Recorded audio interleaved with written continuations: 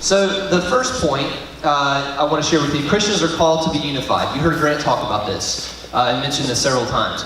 That we, no matter what, are called to be a group of people who are united under the rule of Christ. This is what Jesus prayed for us. This is what God wants for us. And we, as Christians, cannot let politics divide us or separate us from the ministry that God has called us into. The second point here, Christians should respect government officials and their role in providing order. In some way, God orders government, and He uses it for His purposes and to His ends. And so whether that's the government of the United States or the government of another country, Christians are called to be respectful, not to give blind loyalty or blind obedience to governments, but to be respectful and in some way submissive to those governments.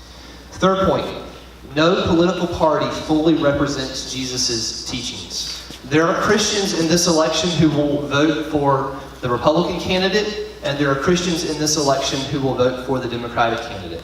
That's just a fact, it's just a reality, and it's something that we can't let separate us or cause us to not be unified.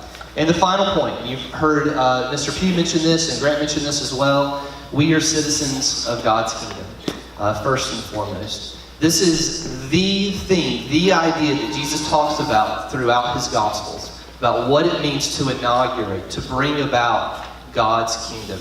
And we are all citizens of that. We are all participants in that.